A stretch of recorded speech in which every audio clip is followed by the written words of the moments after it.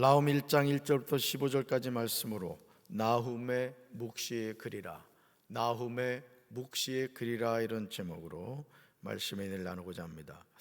나훔 1장 1절은 다음과 같이 시작하고 있습니다. 니느웨에 대한 경고, 곧 엘고스 사람 나훔의 묵시의 글이라. 우리는 이 말씀을 통하여 나훔서의 중요한 정보를 얻을 수가 있습니다. 먼저 이 예언은 아수르의 수도인 니느웨에 대한 경고인 것을 알게 됩니다. 니느웨에 대한 경고다. 다음으로 이 예언을 하고 있는 사람의 고향은 엘고스이며 그 이름은 나훔입니다. 나훔. 글의 형태는 묵시입니다. 나훔은 니느웨에 경고하고 있는데 하나님의 의뢰를 받아 경고하는 하나님의 말씀입니다. 여러분, 선지자가 어떤 글을 기록하지만은 그 선지자의 글은 누구 글이라 했어요? 하나님의 글이란 말이에요. 하나님. 다시 말해서 그 하나님의 말씀을 대신 전하는 사람을 선지자다, 이렇게 말하는 것이죠.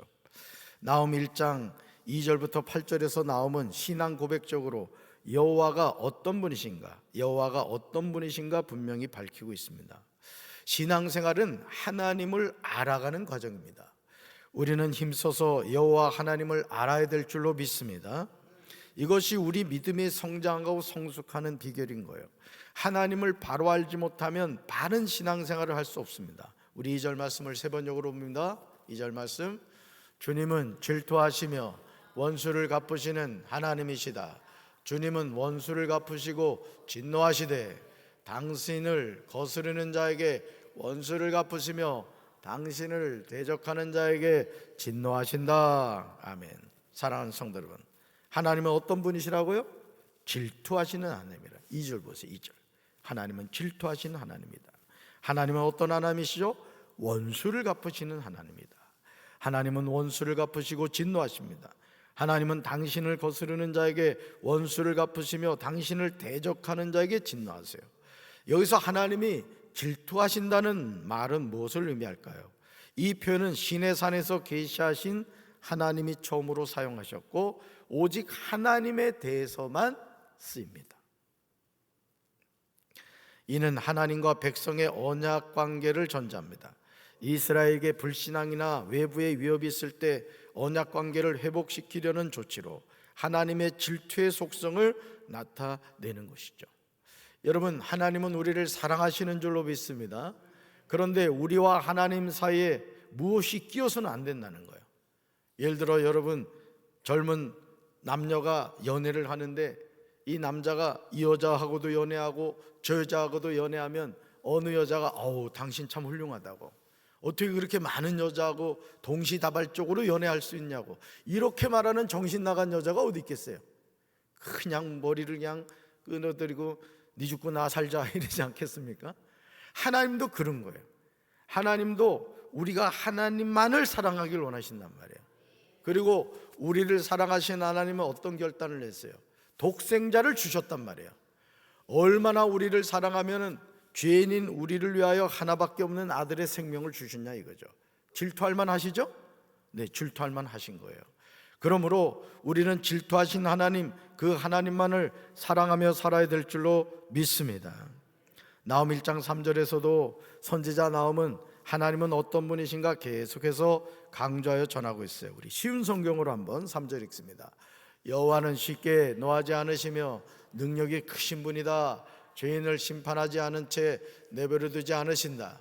여호와께서 가시는 곳에는 회오리 바람과 폭풍이 일어나 주의 능력을 드러낸다. 구름은 주의 발에 밟혀 일어난 흙먼지다. 아멘. 하나님은 쉽게 노하지 않으십니다. 하나님은 능력이 크신 분이에요. 아멘이십니까? 그러니까 오늘 우리가 이 크신 능력의 하나님을 온전히 믿고 살아가는 게 너무너무 중요한 거예요. 그래서 여러분들이 불가능하게 보이는 일이라 할지라도 하나님의 약속의 말씀을 듣고 은혜를 받으면 주여 말씀대로 이루어지게 하옵소서. 따라합시다. 주여 말씀대로 이루어지게 하옵소서. 말씀대로 이루어지게 하옵소서. 아멘이십니까? 왜요? 하나님은 능력이 크신 분이기 때문인 거예요. 아멘. 하나님은 죄인을 심판하지 않은 채 내버려 두지 않으십니다. 하나님이 가시는 곳에는 회오리 바람과 폭풍이 일어나 주의 능력을 드러냅니다. 구름은 주의 발에 밟혀 일어난 흙먼지입니다. 이토록 놀라우신 하나님이 나의 아버지 나의 하나님이 되신다는 사실이 놀랍지 않습니까? 우리가 믿고 섬기는 하나님은 그저 그런 분이 아니에요. 하나님은요, 만물을 창조하신 창조주가 되시고 죄인인 우리를 독생자의 보혈로 구원하여 주신 분인 줄로 믿습니다. 그러나 안타깝게도 신앙생활을 하면서 우리는 하나님을 몰라도 너무 몰라서 흔들릴 때가 많아요. 아주 작은 일에도 낙심하고 마치 큰일 난 것처럼 큰일 났네 오두방정을 떨 때가 많단 말이에요. 여러분, 하나님을 우리가 온전히 믿을 때 어떤 인생의 고난 가운데서도 우리가 믿음으로 승리하게 될 줄로 믿습니다. 그래서 많은 사람들이요, 교회 다니면서도 점쟁이를 찾아가고 무당을 찾아가요. 그러나 이것은 영적인 간음입니다. 우리는 내 삶의 주인 되시는 하나님만을 섬기면서 살아가야 될 줄로 믿습니다. 하나님은요, 바다를 꾸짖어 말리시는 분이에요. 하나님은 모든 강을 마르게 하십니다. 바산들과 갈멜산이 메마르고 레바논에 꽃이 시들게 하세요. 읽어볼까요? 모든 생명이 하나님의 손에 있습니다. 하나님은 이 세상을 다스리시는 분입니다. 그 안에 거하는 모든 사람 위에 영원한 통치를 베푸시는 분입니다. 아멘. 모든 생명이 누구 손에 있다? 하나님의 손에 있다. 하나님의 손. 예. 하나님은 이 세상을 다스리는 분이에요. 트럼프가 이 세상 다스리는 게 아니라고요. 이재명 대통령이 우리나라를 다스리는 게 아니란 말이에요. 하나님이 통치하시고 다스린다 이거예요. 아멘이십니까? 나오면 이 사실을 신앙 고백적으로 노래합니다. 여러분, 우리가요, 사실은 이 사도신경을 이렇게 늘 고백을 합니다만, 여러분 성경 앞에 펼쳐보세요. 맨 앞 페이지 사도신경이 있어요. 사도신경. 사도신경 없는 성경은 버리세요. 안 좋은 거예요. 여러분, 우리가 뭐라고 고백하죠? 사도신경, 나는 전능하신 아버지 하나님 천지 창조주를 믿습니다. 이 고백을 한단 말이에요. 어떤 아버지 하나님? 전능하신. 무슨 창조주? 천지의 창조주를 뭐 한다고요? 믿습니다 한단 말이에요. 믿습니다. 근데 우리가 일상에 살면서 이 하나님을 인정하지 않을 때가 많다는 것이죠. 나홈 1장 6절에서 선지자 나홈은요, 이런 질문을 하고 있어요. 우리는 이 질문에 대답할 수 있어야 돼요. 하나님을 바로 알고 살아야 돼요. 우리 6절 말씀을 세 번역으로 읽습니다. 주님께서 진노하실 때 누가 감히 버틸 수 있으며 주님께서 분노를 터뜨리실 때 누가 감히 건들 수 있으랴. 주님의 진노가 불같이 쏟아지면 바위가 주님 앞에서 산산조각 난다. 아멘. 하나님의 진노 앞에서 누가 감히 버틸 수 있겠습니까? 하나님이 분노를 터뜨리실 때 누가 감히 견딜 수 있겠어요? 이것은 버틸 수가 없고 견딜 수가 없다는 거예요. 그러니 여러분, 우리가 이 세상을 살면서 하나님을 알고 그 하나님을 믿고 살아간다는 것이 인생의 가장 축복인 겁니다, 여러분. 지금 동시에 우리 김옥정 권사님 시어머니 장례고 남명 권사님 친정아버지 장례를 하고 있습니다만은, 여러분, 사람이 다 죽잖아요. 그죠? 죽는단 말이에요. 그러면 우리가 이 남은 인생의 때를 어떻게 살아갈 거냐, 이거 고민하셔야 돼요. 여러분, 죽을 날 기다릴 필요 없어요. 때 되면 죽어요.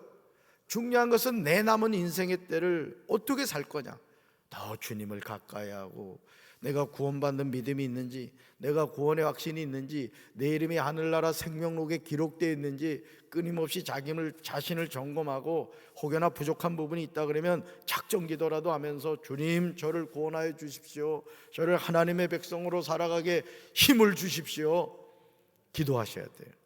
할렐루야. 그러므로 이제 우리는 살아계신 하나님을 바로 알고 그 하나님을 섬기면서 살아야 할 줄로 믿습니다.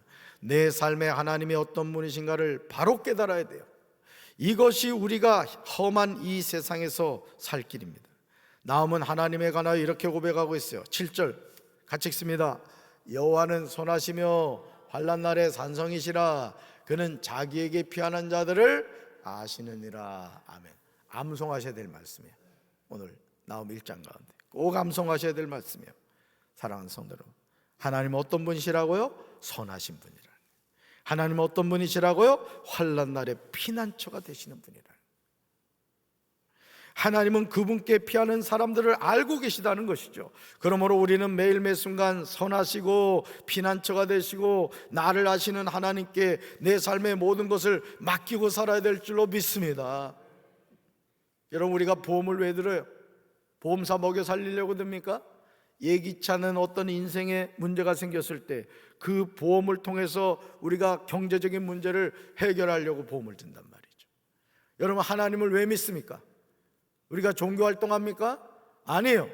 하나님을 믿는 이유는 살고 죽는 문제이기 때문에 그런 거예요. 아멘.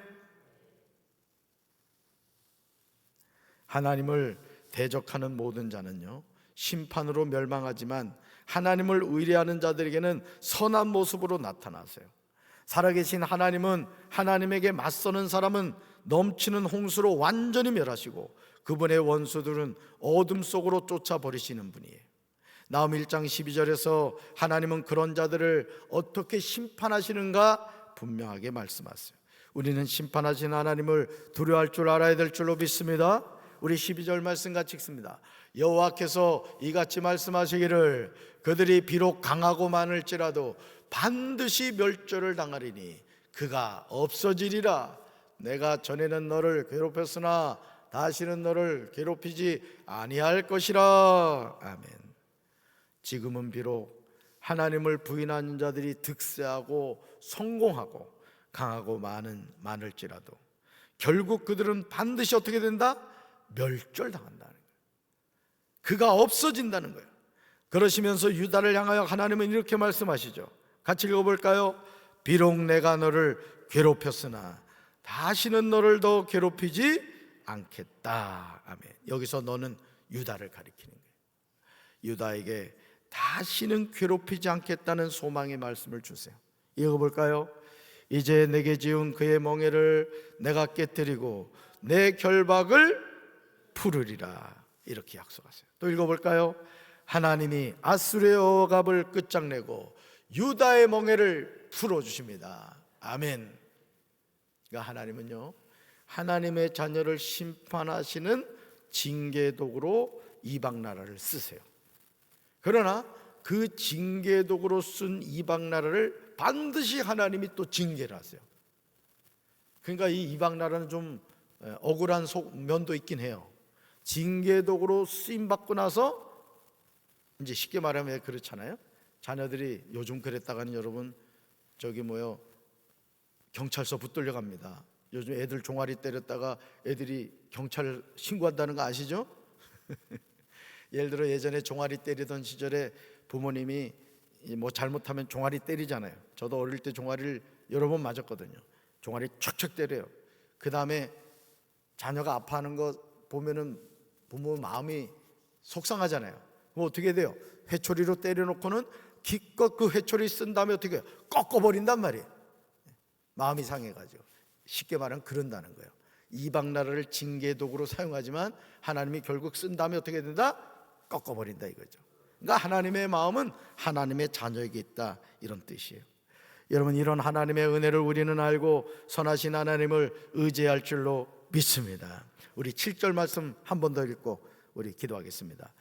7절, 여호와는 선하시며 환난 날의 산성이시라. 그는 자기에게 피하는 자들을 아시느니라. 아멘. 아유, 방송실 너무 센스가 있네. 여러분 성경 보고 읽으라고 했는데 여기만 쳐다보고 있으니까 방송실이 센스 있게 해준 거예요. 오늘도 좋으신 하나님 바라보면서 믿음 안에서 승리하는 우리 성도들 되기를 주님의 이름으로 축원합니다. 가슴에 손 얹겠습니다. 사랑의 주님, 우리를 사랑하시는 하나님, 그 하나님의 사랑이 있기에 이렇게 추운 날씨에도 우리가 살아갈 수가 있습니다. 우리가 하나님을 의지함으로 날마다 믿음 안에서 승리하게 도와주시고 하나님과 동행하는 삶을 살게 하옵소서. 예수님 이름으로 간절히 기도합니다. 아멘.